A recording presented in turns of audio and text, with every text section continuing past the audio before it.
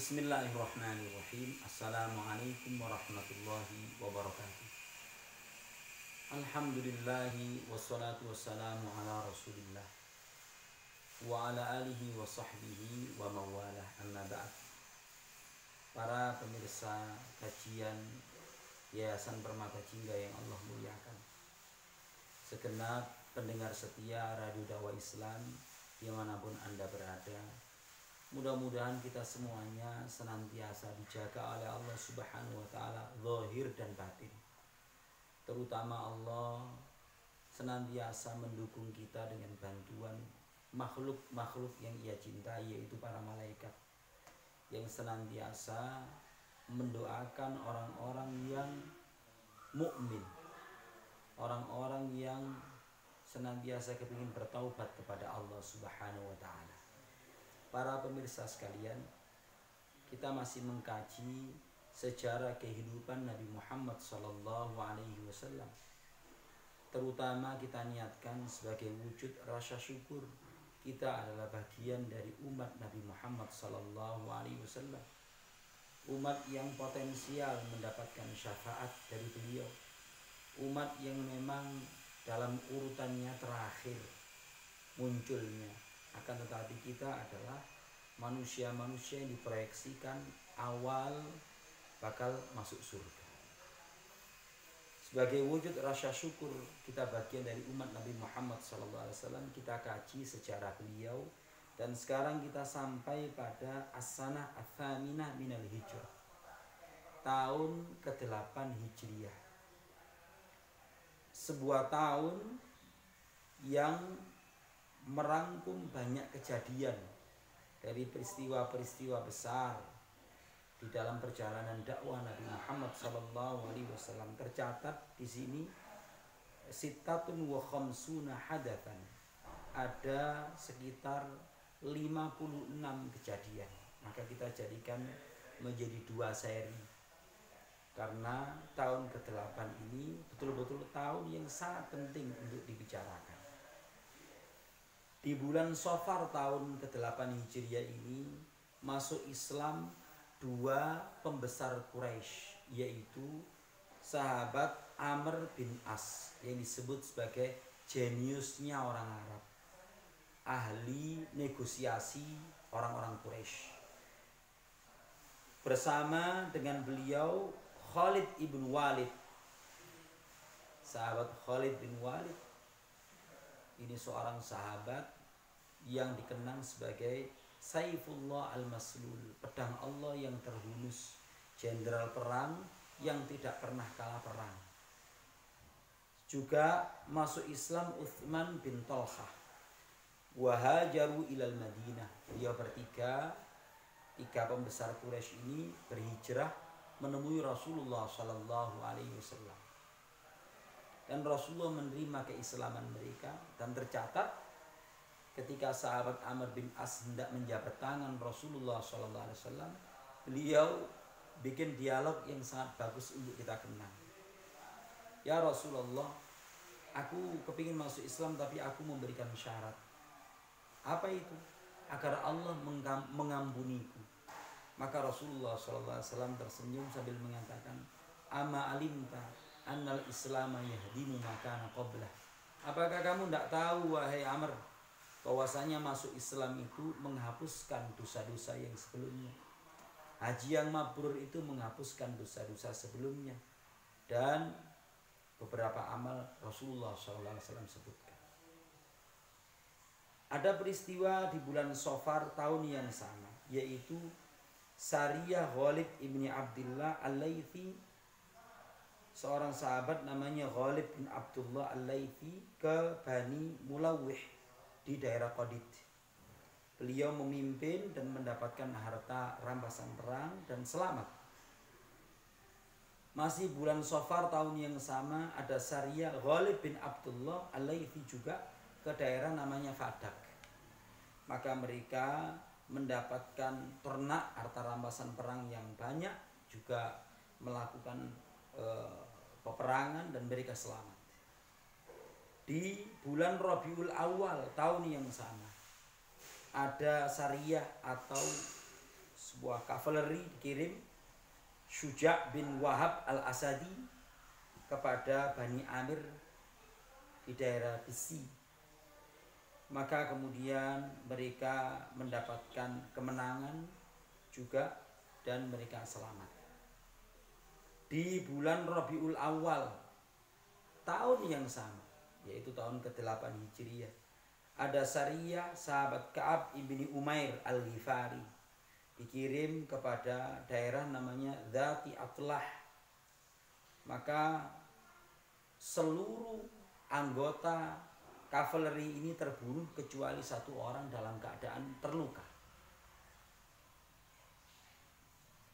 Masih di bulan yang sama, di bulan Rabiul Awal, ada Sariyah Zaid ibni Harithah, putra angkat Rasulullah SAW, orang yang sangat dicintai oleh Rasulullah SAW, dikirim ke daerah namanya Hudain. Maka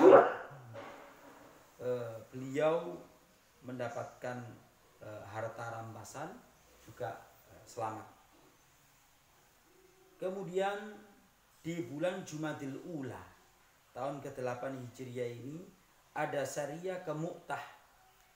Ini peristiwa besar perang Mu'tah ini, di mana ada konfrontasi antara pihak umat Islam dengan orang-orang Romawi. Maka terbunuh 3 orang pemimpin besar umat Islam, yaitu sahabat Zaid ibnu Harithah, orang yang sangat dicintai oleh Rasulullah SAW, bapaknya Usamah bin Zaid. Kemudian meninggal pula sepupu Rasulullah SAW, yaitu sahabat Ja'far bin Abi Thalib, yang disebut sebagai Ja'far At-Tayyar, Ja'far yang memiliki 2 sayap, karena beliau memegang panji milik umat Islam dan dipotong kedua tangannya dalam peristiwa perang Mu'tah ini. Kemudian bangkitlah pemimpin yang ketiga sebagaimana sabda Rasulullah SAW, yaitu sahabat Abdullah bin Rawahah. Ketiga-tiganya ini meninggal semuanya. 2 orang yang pertama itu tanpa keraguan, sementara sahabat Abdullah bin Rawahah itu mengalami keraguan, tapi kemudian Allah memberikan keteguhan. Maka Rasulullah SAW mengomentari terkait hal itu, tingkatan surganya Ja'far dan Zaid itu sama. Abdullah bin Rawahah ini di bawahnya sedikit, karena keraguan yang melanda beliau ketika perang Mu'tah itu.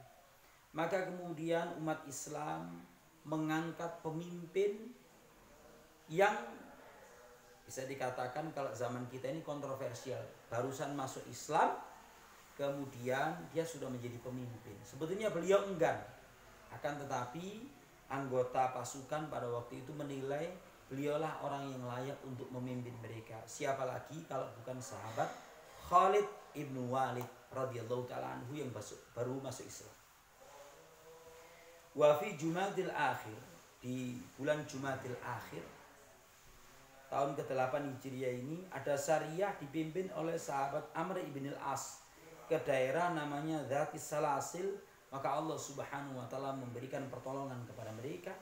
Dan kejadian yang ke-9 pada peristiwa yang tahun ke-8 Hijriah ini adalah pada waktu perang Dzatus Salasil ini, pemimpin pasukan yaitu sahabat Amr bin As yang barusan masuk Islam itu kena junub, dan hari begitu dingin luar biasa. Maka beliau bertayamum karena sangat dingin cuacanya. Hal itu kemudian dilaporkan kepada Rasulullah SAW. Kenapa kamu junub kemudian kok tidak mandi tapi lebih memilih tayamum? Ya Rasulullah, sesungguhnya Allah Subhanahu wa taala berfirman, "Wala taqtulu anfusakum." Janganlah kalian membunuh diri kalian sendiri. Innallaha kana bikum rahima. Sesungguhnya Allah kepada kalian sangat sayang banget. Maka Rasulullah SAW sambil tersenyum mengakui keputusan Amr bin As radhiyallahu ta'ala anhu. Jadi mandi junub itu diselesaikan kalau dalam cuaca dingin ini dengan tayamum. Di bulan Sya'ban ada Sariyah Abi Qatadah kepada daerah Khadirah, sebuah daerah di kawasan Najd. Maka beliau mendapatkan harta rampasan dan mendapatkan tawanan.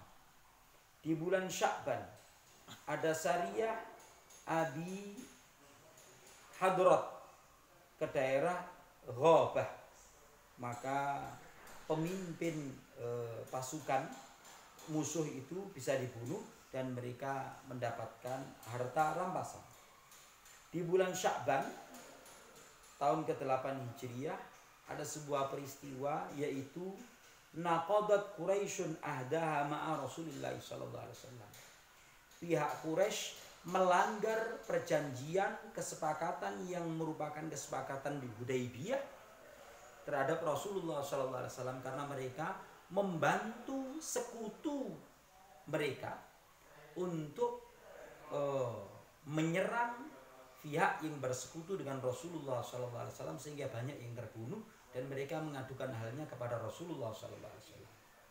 Maka kemudian datanglah Abu Sufyan bin Harb yang waktu itu sudah menjadi mertua Rasulullah SAW, karena Ummu Habibah itu dinikahi oleh Rasulullah SAW, untuk memperbaiki perjanjian yang mereka rusak sendiri.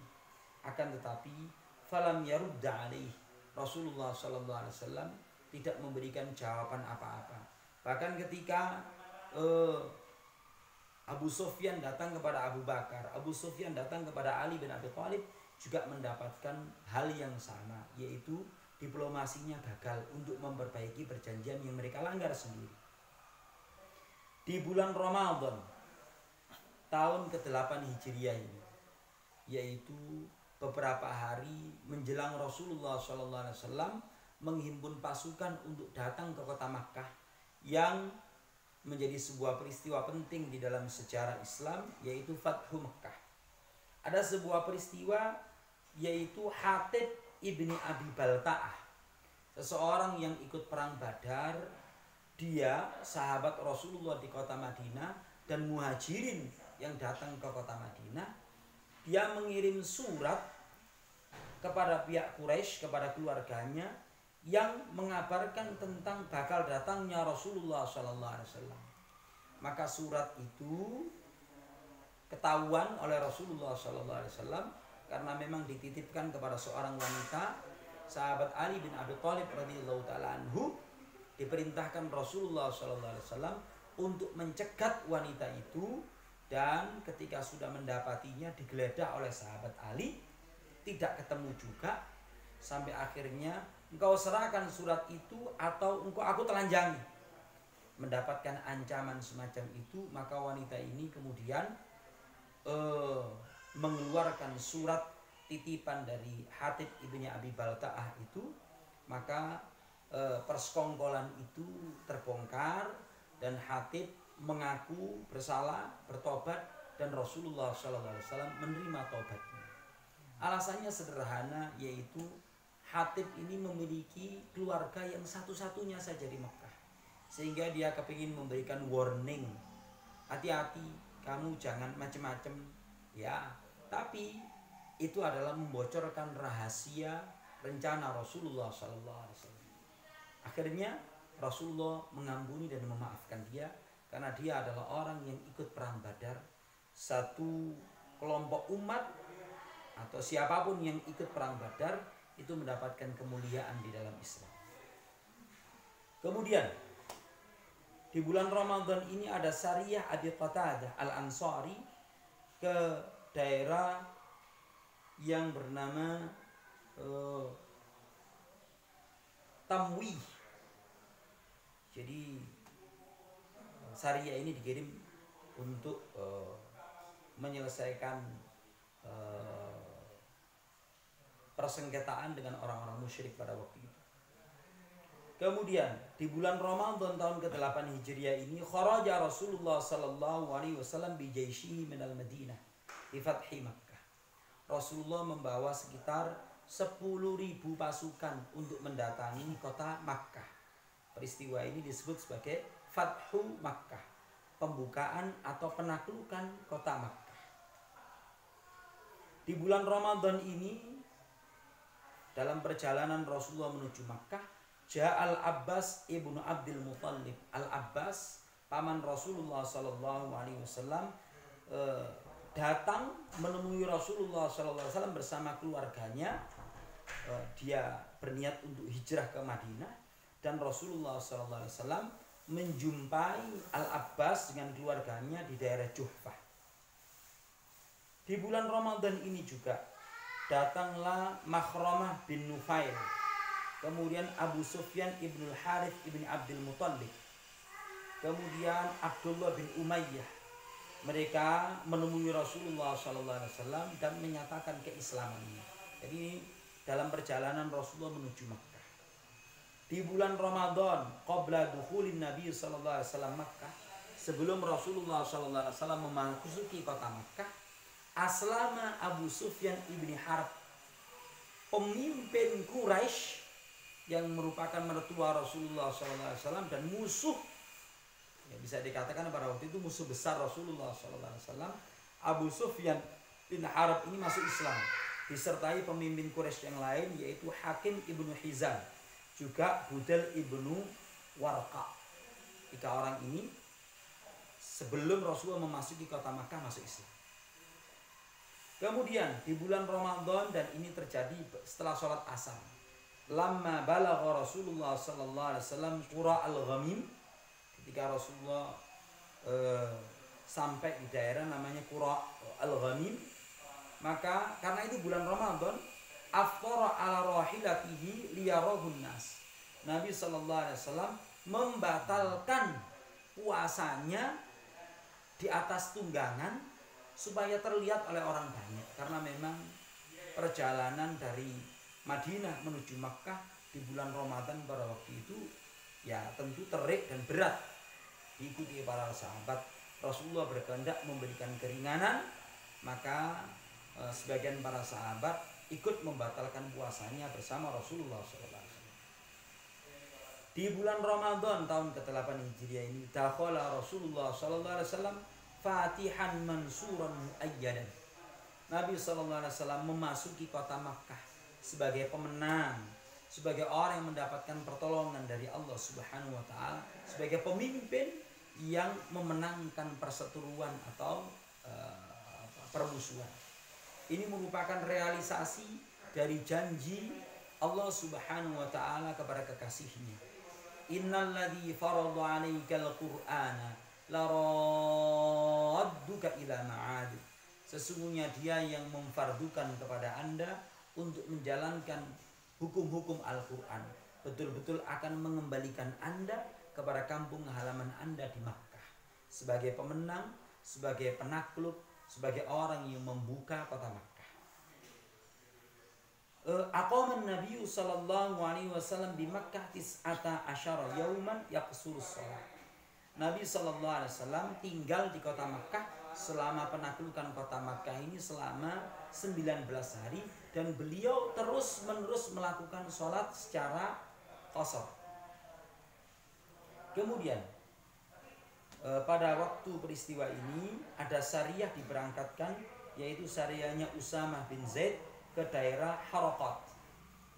Juga ada syariahnya Khalid bin Walid ke daerah ke satu daerah yang di situ ada berhala yang namanya Uzza, agar Khalid menghancurkan berhala Uzza itu. Ada syariah Amr bin As untuk menghancurkan berhala Suwa'. Ada syariah dipimpin oleh Sa'ad bin Zaid untuk menghancurkan berhala yang namanya Manat. Dan juga syariah Khalid bin Walid ke Bani Judaimah. Maka ada terjadi insiden di mana sahabat Khalid bin Walid radhiyallahu taala anhu waktu itu membunuh seseorang yang sudah masuk Islam. Sampai-sampai Rasulullah sallallahu alaihi wasallam menyatakan, "Ya Allah, aku berpaling dari apa yang dilakukan oleh Khalid." Para pemirsa sekalian, peristiwa Fathu Makkah ini menandai sebuah peristiwa besar yang dikenang di dalam surat An-Nasr, idza jaa nasrullahi wal fath wa ra'aitan nasa yadkhuluna fi dinillahi afwaja fasabbih bihamdi rabbika wastaghfirhu innahu kana tawwaba. Apabila telah datang pertolongan Allah dan kemenangan, yaitu pembukaan kota Makkah, dan Anda melihat manusia memasuki agama Allah dengan berbondong-bondong, maka pada saat itu bertasbihlah memuji Tuhanmu dan mohon ampunlah kepadanya, sesungguhnya Dia Maha Penerima Taubat. Orang-orang di sekitar Madinah, di sekitar Makkah, mereka masih enggan untuk masuk Islam. Mereka mengatakan kalau memang Muhammad itu ajarannya benar, pasti Tuhannya akan memenangkan dia atas kaumnya, itu orang-orang Quraisy. Maka ketika peristiwa itu terjadi, Rasulullah SAW menerima masuknya Islam kabilah-kabilah Arab di sekitar Madinah, di sekitar Makkah. Mereka memasuki agama Allah secara berbondong-bondong. Lebih detail tentang peristiwa Fathu Makkah ini bisa dikaji di dalam kitab-kitab sirah, dan kita cukupkan ada 27 kejadian pada tahun ke-8 Hijriah ini. Kita sambung dengan seri yang berikutnya.